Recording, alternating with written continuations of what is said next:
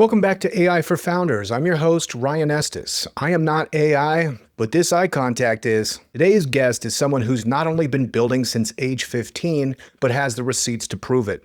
Zack Holland is the founder of Averi AI, a brilliant AI marketing platform that bridges the gap between strategy and action. In this episode, we talk about everything from the LLM wars and Apple's rumored move on Perplexity, to Stoic philosophy, personal branding, and growing up barefoot in the Amazon rainforest with a pet toucan. Man, that's cool. Zack doesn't just talk founder life, he lives it. This conversation is funny, wise, and filled with lessons you'll want to write down. If you're scaling with no marketing or battling imposter syndrome, this one's for you, so stick around, let's get into it. But first, some business. This episode is brought to you by Kitcaster, the podcast booking agency that gets founders on podcasts. Whether you're launching a startup, raising a round, or building your personal brand, nothing converts like a great conversation. Kitcaster has helped over 800 CEOs, investors, and creators land more than 14,000 podcast interviews. Dang. Turning their voice into a magnet of revenue, influence, and deal flow. From talking points to media training to performance tracking, Kitcaster handles everything. You just show up and speak. Go to kitcaster.com and apply in under 60 seconds. Kitcaster, your audience is waiting. It's Kitcaster by Moburst. Shining stars, computer light. Take the flight in the glow of neon bright. Thank you so much for coming on the show. Of course. Excited to be here. Thanks for having me. Absolutely. Okay, I want to talk about your company. I want to talk about your entrepreneurial journey, what you're doing for founders right now, but I want to begin with a little bit of news. So today it was released that Apple is in talks with acquiring Perplexity. What are your thoughts on that? Yeah, it's just the wars have begun with Meta's moves on their side, Apple being like kind of traditionally behind on the AI curve because of just like their obsessions with privacy and kind of trying to make sure that things are done at a higher level. I'm a massive Perplexity fan, so it's a huge shout out to everybody there who's done so many innovative things on trying to make sure people are engaging and searching and using AI in different ways and staying creative. It's going to be the future, right? For a long time we had massive SaaS companies and they bought up smaller SaaS companies to make sure that they could stay ahead of their competitors. Facebook buying Instagram being kind of like the classic of that, that kind of battle. We're now in a new age where it's going to be the large AI companies, which Apple, Google are still a part of, but also, of course, like OpenAI and everybody there are buying new application layers for AI so that they can encourage people to use AI in different ways on the consumer side. And so it's interesting to kind of like follow the path. But yeah, obviously massive Perplexity fan and big shout out over there. Yeah, so. Totally. Shout out to them. Like these LLM wars are just fascinating because one, everybody needs compute. Okay, now everybody has their own, chips to throw at compute, but everybody else has different needs, So Apple, to your point, with their privacy constraints, they need data. OpenAI, they need hardware. Meta's early to hardware. Their Ray-Bans have been kind of a smash hit. They obviously have tons of data, but then you have Google. Just the sneaky Google that's got everything. They got hardware. Yeah, got everything. They have VO3, which is so good. And so it's fun to watch and it's a fun space to build in for software is enable so many more smaller application layers to be able to build fast and to be able to get involved. And then the best got acquired by the people actually running those clouds. It's the same way in AI right now, where the better these foundation models get and the more competitive that these big companies get against each other, the better for all of us that are building smaller application layers for it. Yeah. Cool. Well, Apple has to do something big now because, everybody's over Siri. Siri is... Yeah. People are over Siri, but, I think we've learned time and time again to not count Apple out. So yeah. They'll be around for a long time and they'll be coming out with stuff. But yes, it certainly has felt weird to see them behind the curve. And I understand that it's not Apple's way to just take something and toss it out in the market, but it's felt strange that they're this far behind like Grok and X, Yeah, so. Totally. Agree. Okay. I'd like to speak about your company, Averi AI. And maybe you could introduce us to the company and just But to put a little framework on it, I did some on you before our podcast, and you said Avery is about closing the gap between strategy and action. Maybe you could kind of just use that as a context to describe what Avery does. Yeah, absolutely. So, on my end, lifelong builder. And if I wasn't building a company, I was supporting other startups and builders go to market. And so in that space of, all right, I have marketing on my plate in a small company, or in a mid-sized company, I'm on a tiny little marketing team trying to do a lot. Or on the enterprise side, enterprise teams are 40% smaller than they were pre-pandemic, but the amount of work isn't going away anytime soon. So you have this massive amount of work to get done. And there's a lot of places in this like very disjointed industry to find strategy of how you should grow. You can ask an AI, you can hire a fractional CMO or an advisor, you can go out and try to hire a CMO. But the hard thing is very rarely getting the right strategy lined up. It's actually taking that strategy and executing on it consistently. Yeah. That's where everybody gets caught up. It's, oh man, I tried to find a freelancer on Upwork and they were okay, then they disappeared, or I signed a year contract with this marketing agency that sounded great and they locked me in and then they never actually got anything done. You're trying to hire people, they're leaving. It's the execution layer of marketing that makes it so difficult. We all know what we should be doing to market our businesses, create a lot of great content, be where our audiences are. But actually doing that in the day-to-day is so difficult. With AI, we saw a massive opportunity gap to finally close where you are analyzing your data, building the right plans and strategies for you, and then actually being able to act on it.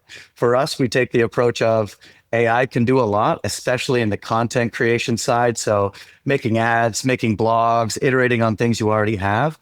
But for us, just building like a pure AI company didn't seem like the right fit for the marketing space. It may work in engineering, it may work in kind of other spaces, but for marketing, so much of it is about the interactions you have with creatives, with specialists who have deep specialty in one or another thing that you don't on your team. And so for us, we wanted to make it a place where you could build strategy with an AI, you could create a lot of content, but for all those things that AI is not great for yet, running a PR campaign, getting you on podcasts, anything that we have an expert layer of human pros underneath that the AI would match you to based on your personality and your business and what you do, onboard them for you, take the care of like giving them access to things they need, and then actually help you manage that person. So the goal of the company is to take that person who is stressed and trying to market their business and just bogged down with like operational nonsense and inefficiency all day long, and to be able to have them do in 2 hours what used to take them 20, so that they can spend more of their days being creative, being strategic, and fill the world with actually interesting marketing campaigns and ads instead of just kind of pushing stuff out because you knew you had to do it on timeline. I love that. And it's so true. It's true to my experience. You said AI accelerates, not replaces. Buddy of mine, Dave, said that AI amplifies what's best about humanity, and maybe some other stuff too. But yeah, exactly. Amplifies humanity for better or for worse. And I think that's why it's just for us, it's so important that you combine the power of amplification that AI has, but with the opportunity for you as the user to instill your creativity and human editing along the way, but also work with other tastemakers and amazing creatives so that we're using AI to get better as a world instead of sloppier and more obnoxious. Yeah, totally. Like you said, slop. I like that that's become kind of a tag of just like AI slop. Yeah, AI slop. I mean, you can tell, you can read it right off the bat. Our whole newsletter and content engine's called Don't Feed the Algorithm, which is just like, don't just do stuff just because you think you're supposed to be posting and fill the world with more crap. Take the time to be creative. Yeah. But the only way you can take the time to be more creative is if a platform that's actually built in a modern way with AI really infused throughout the process, not like sticking it on a legacy product you don't like to use, actually does remove you from like those little things that take up all your time all day. Yeah, and this is a major pain point that you're addressing for founders. Shout out to my Hampton. I'm a part of this networking group called Hampton. It's fantastic. We got a core group. It's like 8 dudes in there. You're part of Hampton too? Oh yeah, love Sampar and the gang. Nice. Okay, I'm surprised I haven't seen you in there. Anyway, in our core group yesterday, most of them are, technical founders that have very niche software. And so they went 1,000, 2,000, 3,000 users with zero marketing. So we're in there, we're talking, they're like, yeah, so I guess I should be doing something. What should I do? And I'm just like pulling my hair out, with 16 marketing Yeah, campaigns. exactly. You have so many people that are like, what should I do to grow? And it's scary the amount of bad response, how easy it is to get bad responses back, right? You ask a friend, he gives you responses because he's trying to be helpful, but those are responses that worked for his business, not for yours. I talked to two founders yesterday. One is advertising an API product to a certain type of engineer in healthcare. The other one is running a consumer business. And, the ways that the two should approach marketing are genuinely perfect, complete opposites of each other, right? But they were chatting with each other and giving advice and ideas back and forth. And, it's hard to get good advice. When you do actually get good advice, like from a fractional CMO or an advisor who really knows his stuff, it's really hard to take that good advice and then actually make it reality. 100%. So for a use case like this, I'm a technical founder. I found traction and I'm scaling with zero marketing, but it's like, okay, I'm ready to commit. Walk me through what getting started with Averi is like.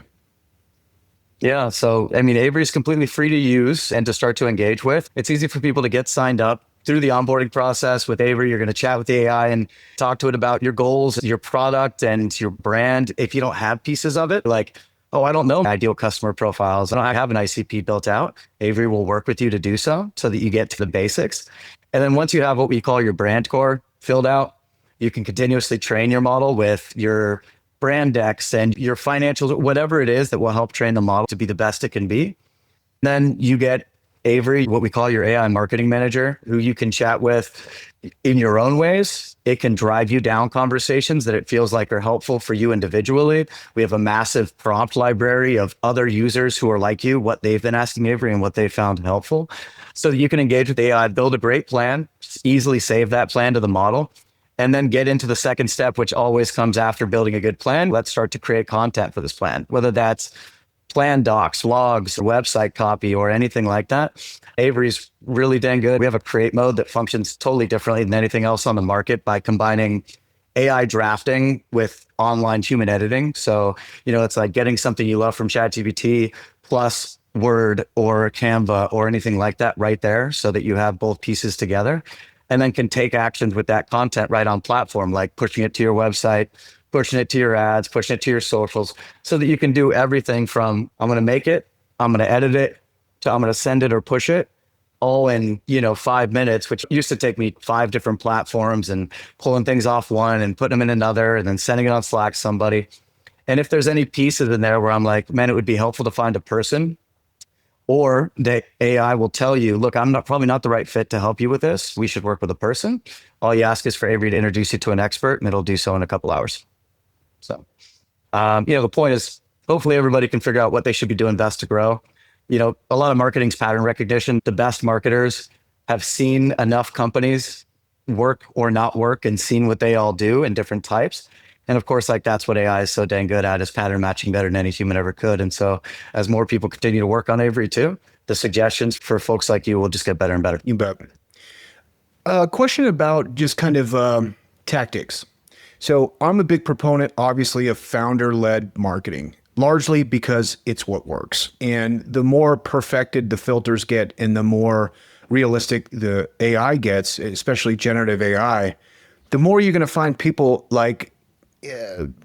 feeling nostalgic about the catcher's mitt face that I've got right here. When everyone's beautiful, I start to look a little bit better, because they want something else.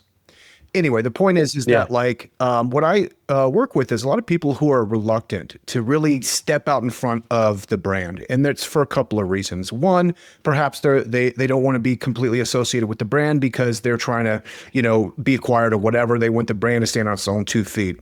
But more times than not, what I'm seeing is people are just a little bit intimidated. They have maybe a little bit imposter syndrome, and they're like, I don't feel comfortable in the camera and the microphones and stuff.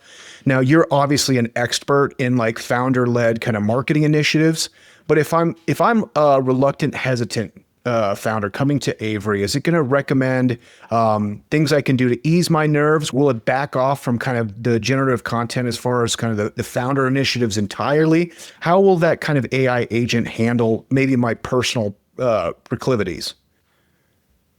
Yeah, that's a really good question. And I would just say, like, before we kind of get into how Avery would handle it, if you're a founder and you're worried about connecting your name with the business, I would argue you're not really a founder. It's a pastime and a hobby. I mean, a big part of being a founder is sticking your identity and your soul onto what you're building. Otherwise, it's a side project, which I don't know how to help because I help founders. And that second piece of imposter syndrome is definitely a real one. But just like everything founders learn how to do, the good ones, even the ones who are terrible at it at the start and terrified of speaking publicly or getting out and shaking hands or anything like that, they learn to do it. And it's just like everything else, the whole purpose of being a marketer is you're always learning something new. There's always an uncomfortable boundary that you have to keep pushing to be better. You could be the best engineer on the planet, and either you have to have a great co-founder who does the rest, or you got to learn how to do it step by step. I would say the third reason that people don't do enough founder-led marketing stuff is just we're some of the busiest people on the planet, and it takes a lot of time. It's hard to just be in a workflow, trying to make sure the company's on the right path. You're working in product 1 minute, finance the next, and then it's like, oh, I got to post on LinkedIn today, right? And so a big help is like in AI that once you start to train Avery on you and your business, that it also requires a lot less time for you to go do those things. To your other kind of side question of, will Avery learn this and get better? Yeah, one of the things that makes Avery totally different than any other AI company on the planet is our proprietary technology we call Synapse under our AI, where Avery has legitimate archival long-term and short-term memory. It's not like ChatGPT, which will really remember the last 6 conversations you've had, or most AI products, which are wrappers around that, where the LLM would call it like the genius with amnesia. It'll forget what you were talking about like a week later. Avery has genuine long-term memory. And so if it knows that you want to shy away from something or that the business is better advertised in a certain way, it will remember that and take that into account when you ask it a simple question 6 months later. And so nice. All those things kind of combine to like, hopefully, absolutely, it will help founders be able to be better. One, just you can do it in a lot less time. And 2, it'll actually get to know you over time. That's cool. And I'm going to take that little rant you had there in the beginning. That's a battle cry. I mean, a lot of people need to hear that. That like as a founder, it's your responsibility to take it on the chin, Yeah, I love founders. I spend a lot of time with them. I've grown tired over the years of founders and people who like have an idea for 6 years and talk about it at a party every time you see them, but won't just go start it and do it. But calls as a founder on their Instagram bio or something. There's some of us that like we build because we have to, and it's like in our blood, and it's just like the only thing that we like to do and love to do for work. It gets at me when people are like, everybody's scared. Everybody has imposter syndrome. But if you want to be a founder, you just got to go do it. Anyway, yeah, I love founders and really enjoy working with them on a daily basis. What's some of your favorite attributes of founders, and maybe what's some things that's irritating? Yeah, well, I mean, I think we really just talked about kind of the irritation part of like people who are like playing founder. And a lot of us feel like we're playing founder even late and after more success. But it's more of just like the people who talk about it and don't go do it. What I love about founders and real ones is that they're walking the talk. Every day is a new adventure and mission and drama and roller coaster, but you find a way to build enough internal resilience to find balance in all of it. When I was a young founder, so this is my 4th official run. When I was 23, I had a venture-backed company that failed miserably, and I had a massive amount of trouble separating ups and downs in the business from ups and downs of myself as a person. And, when things were going well, I was the smartest guy on the planet. And when things were bad, I was the biggest idiot in the world. And when that company failed, it was a really tough mental health struggle for me for a couple years afterwards of like, the company failed, I failed, I'm a failure. These things are all the same. And when you start to meet more experienced founders, you realize that of course, they still get upset at the downs and they still love the ups, but they find a way to be more right down the middle, no matter what, if things are going well or not. And they find a way to separate the success or failure of the business from the success or failure of them as a person. And that's a really important thing that I think like the more you work with founders, you can tell where they are on that path. Because if you keep doing it, everybody's going to learn that one way or the other. Yeah. Is there some tactically you can do? I had a very similar experience because what we do as Americans particularly is who we are, you know? So in a Right. previous life, Yeah. First thing at a party. what Hey, do you so what do you do? do? Yeah. Yeah. And Yeah, it is. And to be a founder, even more than that, you just got to so much of it becomes your identity. It's what you think about all day long in the shower before you fall asleep. It's not a job that you leave or can turn off. So it becomes a big part of who you are. yeah, for me, you know, in a previous life, I was a touring and recording musician. And a lot of the bands I came up with blew up, $1 million deals. They lived the rock star lifestyle. I had to put that all away because I had two babies, and, you know, local music isn't necessarily the fulcrum of commerce. And making music was one thing, but like not identifying as a musician anymore was really challenging. Yeah. Kind of to your point, it did take a couple of years to really integrate that. So, you know, as I started, you know, pursuing these entrepreneurial kind of pursuits, and, you have some strikes, but you get a lot of gutters, it was easier for me to not A lot more a gutters lot than more strikes. gutters. Yeah. I'm happy to hear you say that too. I worry about the people who hit a home run right out of the gate. I'm like, oh man, it's going to be hard for you. You take a couple Yep. on the chin and you're like, you can. I started my first business at 15. I sold it at 17 for a pretty decent exit. Wow.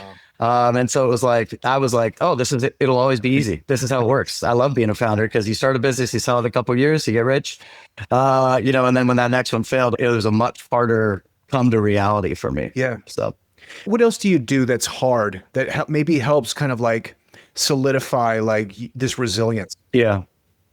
Well, I think there's a few things that have worked for me. I can't speak for everybody, but the first was just like people, a lot of founders especially, are very focused on developing their health. Mental health is a gym itself. So, for me, I mean, like getting into a meditation practice, like Stoic philosophy especially, is like a lot about having balance, and that the obstacle is the way, that the struggle is the journey. And like when things are going well, that's not because you're a genius, and when things are going bad, it's not because you're a failure. You're just supposed to kind of stay down the middle. So kind of getting into meditation, really focusing on my mental health, and those things definitely help. I think the other one was, we kind of talked about building a founder brand, kind of like founder-led marketing. Mm-hmm. It's also that like the more you can build your identity as a founder, not necessarily a founder of Averi. And that way, like when if Averi is great or Averi fails, like I'm a founder either way, like that's who I am. And so like the identity doesn't need to be tied to the business, but it's tied to the pursuit. And that way there's a little bit of separation between ups and downs in the business. And if it does fail, the best founders have failed companies. It's like, it's not as easy as that, but it's like, I know I learned a lot from this one. And as a founder, like I'm still a founder, it doesn't change. Yeah. Right. And so like developing more of the identity, and when it's so important to have a personal founder brand online that even can take you through different companies over the years, you want to build a reputation more for like your personal pillars and your mission, your values in life. And people can get to know you not just as a founder of that one company, but just as a founder overall. Yeah. Any particular meditation techniques that are helpful for you? I don't know about particular techniques. I mean, like I've pretty much torn through every one of the apps. I've been to like, week-long kind of seminars upstate and things like that. I think it's like, I don't know if there's a technique one way or the other. I think the technique is like making sure you do it every day. It's like they say, it's better to do 10 push-ups a day than 100 push-ups once a week. Yeah. And I think that's the way it is with meditation. I can feel, for me, it's easy to get into a habit because I can feel a marked difference in my brain throughout the day if I have taken just 10, 15 minutes in the morning to meditate before work. And, it's something where it's more of just the practice, the obstacle is the way, just the practice is the benefit, versus like one type or one guided app or anything like this actually helps more. Nice. I found similar appreciation of Stoic philosophy. There is one particular quote I just love. It's like, if it can be endured, endure it. I can't tell you how many times I've been suffering, and it's like, you're gonna be okay, bro. Like, go ahead. It sucks. Yeah. It does. That's it. Yeah, I love just like Stoic philosophy. It's crazy. It's 1,000 years old, but it reads like they're talking to you today. The letters from Seneca. I keep meditations back there, and someday you just like open a page of meditations, and it's like, look, Marcus Aurelius was dealing with a lot of crazier stuff than I am, and like he was able to find balance, and should be able to do it as well. Yeah, so. Totally. Seneca and Marcus Aurelius. Amazing. Okay. Talking about personal branding. You're very good at it. How deep are you taking this? Are you like, okay, this is my hat and black hoodie day? Like, do you have certain iconic clothing patterns, the way you want to project yourself? Are there things you want to say? How far are you kind of crafting personal identity? That's a good question. I definitely have organized uniforms. I have it's definitely a brand for me to have an Avery hat on. It's the uniform. So I'll have an Avery hat on, and we got two colors, like tan one or blue one. You won't see me without one or the other. I keep them in the office. So when I get there, it's just like, all right, I'm on call. It's like I got my Avery hat on. But as far as I look, I couldn't give less of a crap. I think there's pieces over time, like we were kind of talking about earlier, that I've decided are like, this is going to be for better, for worse. Like, this is kind of how I feel about the world. And I'm going to put it out there continuously through different companies. And I think, for me, it's that humans, if given the right tools, can be incredible. And we're not building to replace them. We should try to arm them with the coolest creative tools and capability possible, because I don't want to live in a future where AI does everything for me. I want to live in a future where AI takes care of the crap and I get to work with amazing creatives and interesting, wise, learned people, and I can continue to learn myself. And so like the fact that I want to use technology to better connect people has been a big part of my life through different companies. And then, the other one that just like on the content side of just how important it is to be thoughtful about creating content that breaks the noise of what else is out there. I grew up obsessed with like old school ads and the old Porsche ads, the old kind of Mad Men era, 5 people sitting around thinking about just one tagline that could be genuinely different than anything else, versus like, let's iterate and get the AI to do 16 different variations of this one thing that the AI created. It's for me, I want to build in a way that, advertising is the largest consumed media by Americans, right? You see far more ads than you will TV shows and movies, right? And those two things have so much thought and care and art behind them, but ads have become more of an algorithmic fodder piece. And, I want to live in a world where that medium that isn't going away anytime soon of like companies trying to communicate their dreams and their products to consumers can be done in a way that's beautiful and interesting and artistic. So those two things have kind of like, making sure humans can connect well and making sure we're building content that breaks the noise and the static have been big pieces since I was like 18. Yeah. What's the line? We know that sex and violence will sell anything. When does that kind of vulgarity kind of transfer into art and creating like beautiful, to use your words? This episode is brought to you by MoBurst, the AI-first growth engine trusted by iconic startups like Calm, Robinhood, Reddit, Uber, and Google.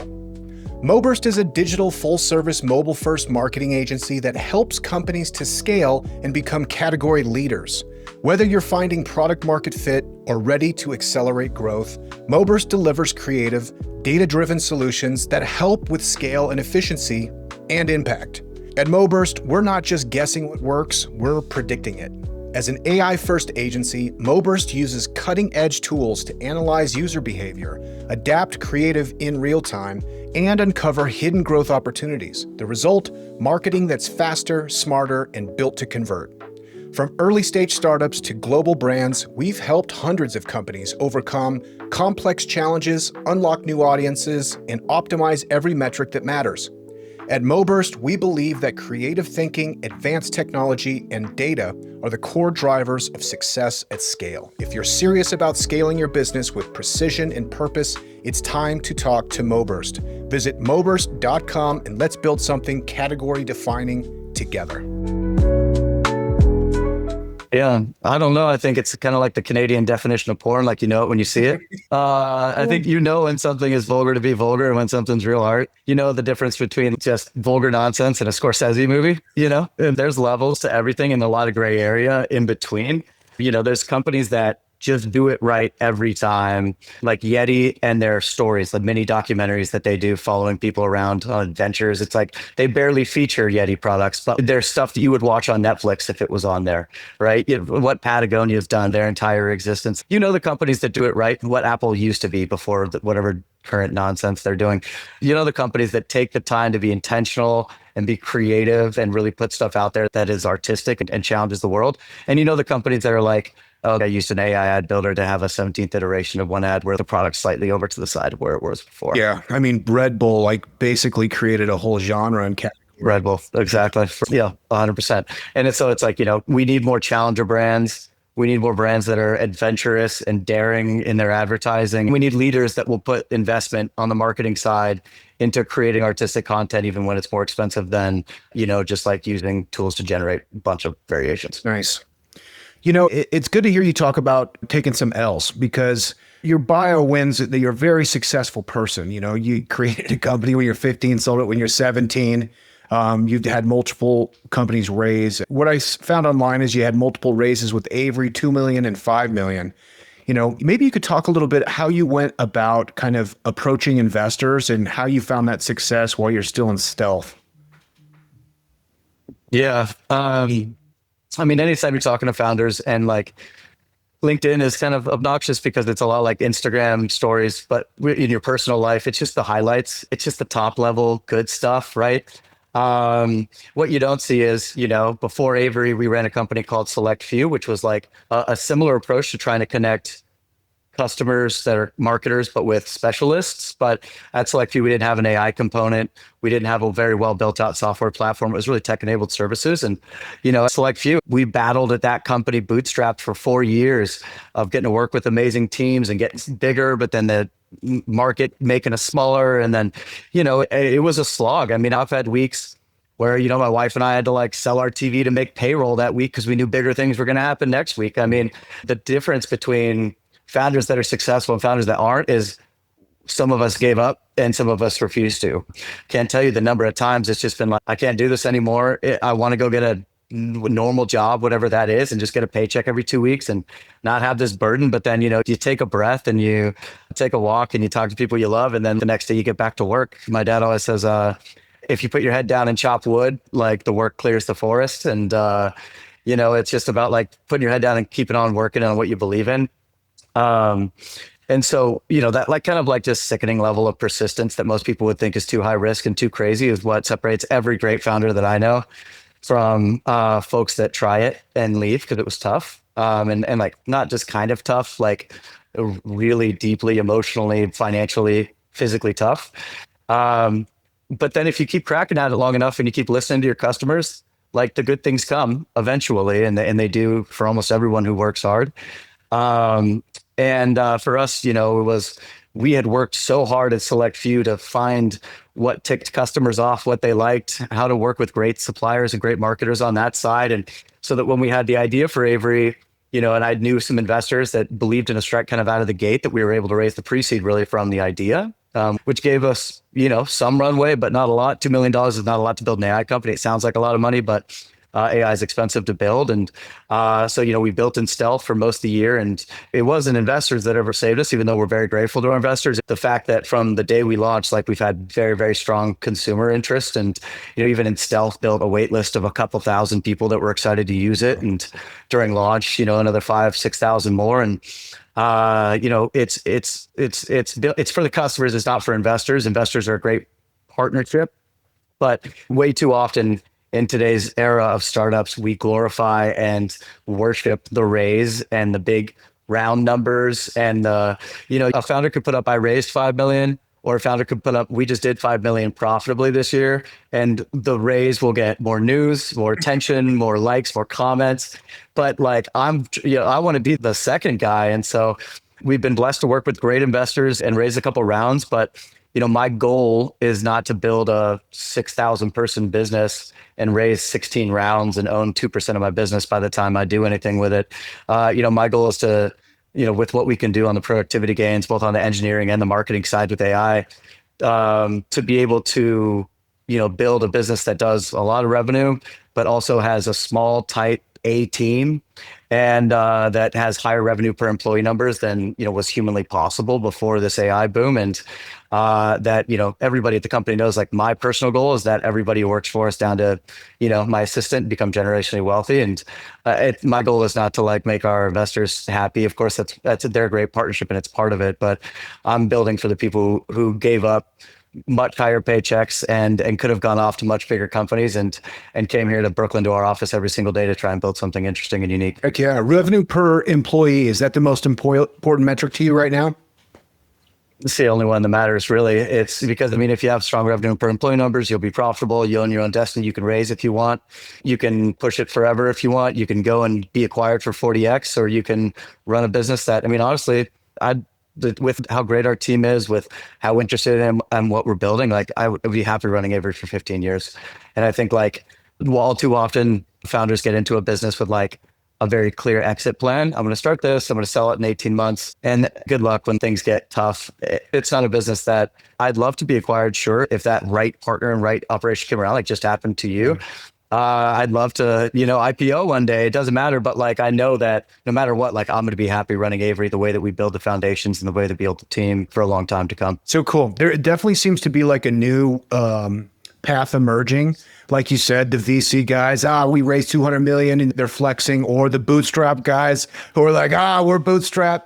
But there's this new thing now where like 2 million now could go a lot farther than it did. I mean, 2 million might now be the $200 million range. Exactly. We need a name for that. You know what I mean? Yeah. Well, a lot of people are calling the new movement seed strapping. Yeah. Where you go out, you raise a seed, you get enough to get started, build a team to get your momentum to start to find product market fit, but you then aren't tied to the around a year schedule moving forward. And, investors are, I think it took them a while to get used to it, but they're embracing it as well. We only raised from past founders. Like that was very big for us.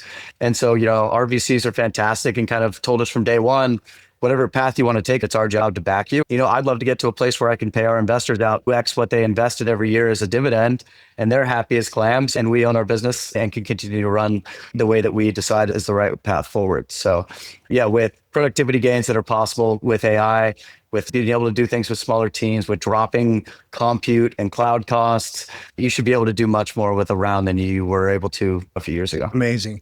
Seed strapping. Or I'm repeating it so the LLMs know I'm putting an emphasis on how cool I think that is. Seed strapping. Okay. Exactly. Seed strapping. That's the path. That's the movement. And it's like, it'd be great to go raise an A, but you don't want to go raise an A because you want to go raise an A because you can. Yeah, 100%. Okay. I want to get into the lightning round, but first, lower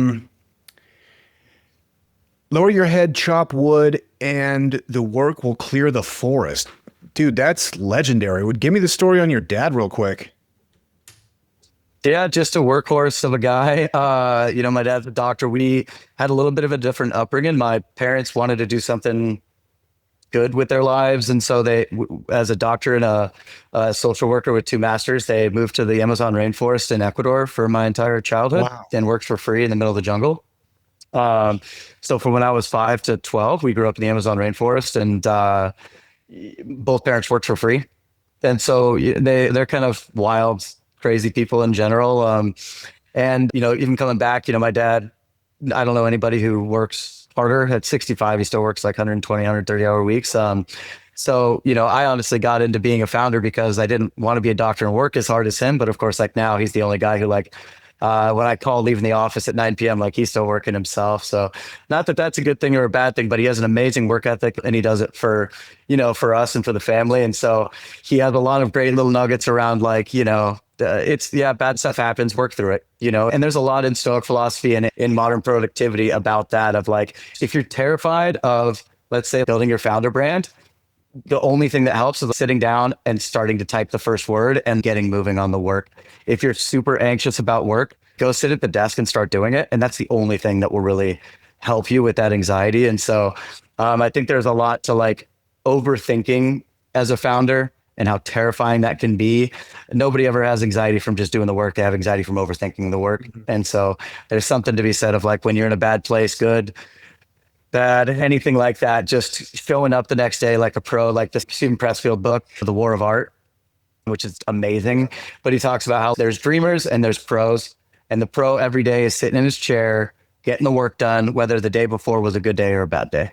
And, my dad's version, I think, is just like, head down, keep chopping wood. I love that. That was a great book. So you grew up in the Amazon? Your Spanish must be immaculate. What was it?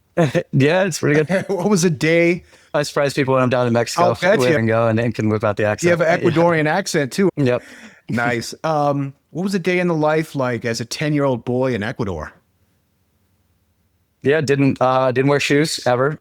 We had a pet toucan. Neighbor had a pet sloth.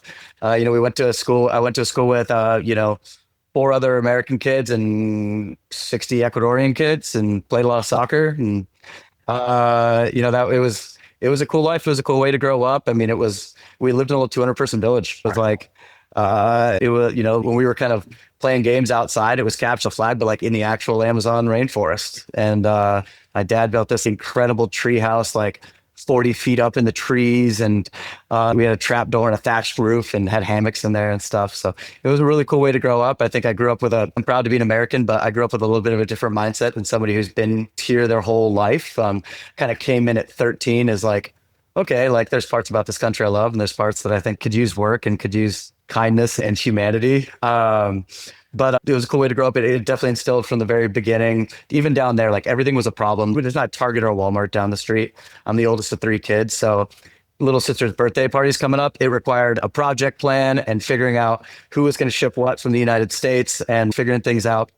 I started a shoe shining business down there. I wanted to help people from the beginning, and the way that I wanted to do it was, instead of working for free like my dad, I wanted to start businesses that helped people. Incredible. Shout out to your parents. That's so cool. Okay. Yeah, some cool folks. The lightning round. Here we go. Are you ready? I'm ready. Still. Okay. It's anticlimactic. Sorry, I had to build it up like that. That's not anymore. Is there something you wish you knew earlier? Yeah, a lot, everything. Self-love, being kind to yourself. I think I was talking to a founder friend who was struggling the other day, and it's see love so much in other people. It's like you got to find the things you love about yourself and like hold those things dear and be grateful for them.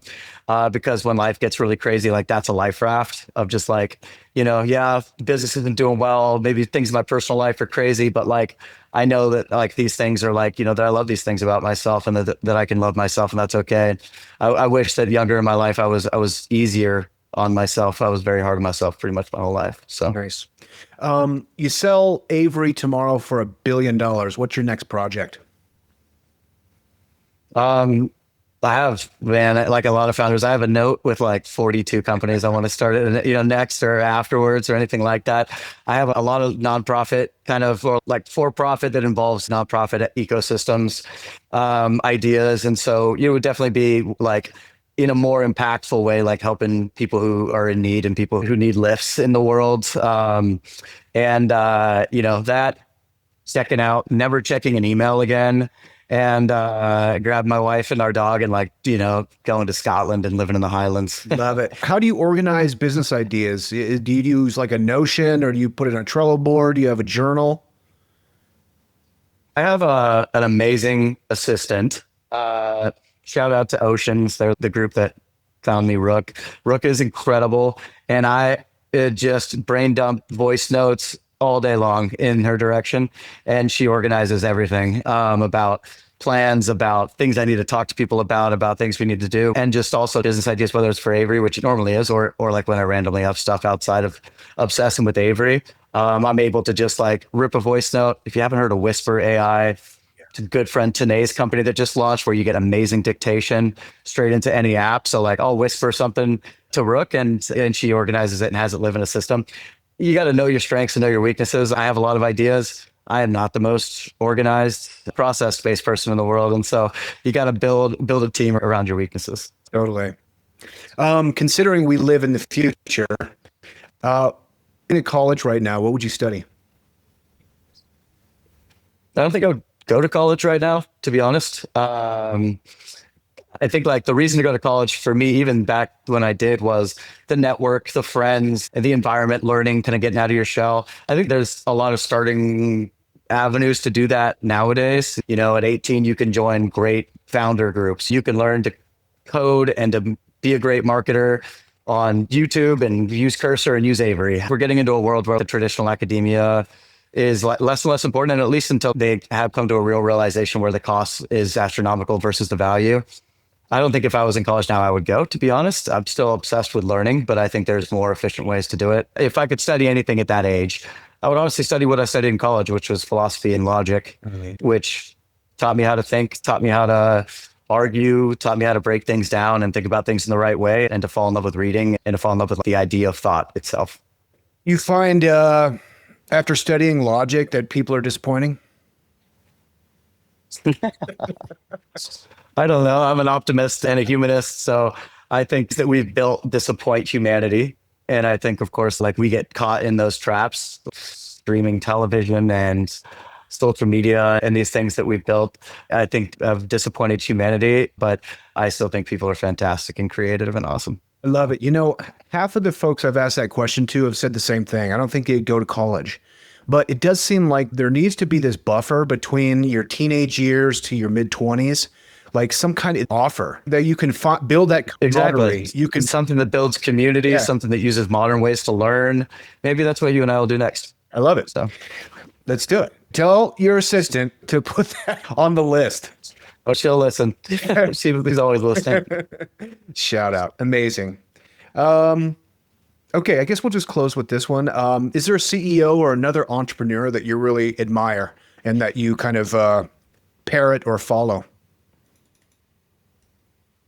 That's a good question. I have CEOs that I am a fan of parts of them, like public, like famous CEOs, you don't want to be Bezos. You don't be like Frank Slootman. You don't want to be like these guys. And I don't even know if they're like, because I don't know them, like what the persona and what they write books about are like. But you try to pull pieces that you like from different CEOs on the founder side. I mean, that's one of the things I love is I get to work with hundreds of amazing founders every day. Here in our office today, there's 2 startup teams that are small and don't have their own office here working. And so I don't know if I can pick one out, but I like founders who are just in the struggle and in the battle are my favorite people in the world. I'm up for a renewal for Hampton. Should I keep going? Yeah, sure. Absolutely. I didn't end up renewing, but it's just because I joined a couple other communities and I feel like I can only focus on a couple of them at once. But I was an early Hampton member and I love the experience. We started recording our own podcast here at Averi that hasn't come out yet. Cool. And the first 3 guests were all folks in my core group. Cool. So. Love it. Nice. Okay. Where can people connect with you personally online? Yeah, I'm Zack Holland, Twitter and Instagram, LinkedIn. I'm just Zack Holland, founder of Averi. But instead of looking me up, look up Averi and go check it out. It's free. It's just averi.ai, Averi. Yeah, that's me. Zack, thank you so much for coming on the show. Hey, founders, let me ask you this. Are you building with AI or getting left behind by it? If you're serious about scaling smarter, faster, and bolder, you need to check out AIforFounders.co. It's your go-to resource for cutting through the noise and actually using AI to grow your startup. Each week, AI for Founders drops a sharp, no-fluff newsletter, dives deep with expert guests on the podcast, and hosts monthly workshops where you can get your hands dirty with the real tools and strategies. Whether you're pre-seed or Series B and beyond, launching something new, or just staying sharp, AI for Founders gives you the edge you need to win in 2025 and beyond. Hit AIforFounders.co to subscribe to the newsletter, tune into the podcast, and grab your spot in the next workshop. And it's all free. Build smarter, move faster, think bolder with AI for Founders. Now back to the show.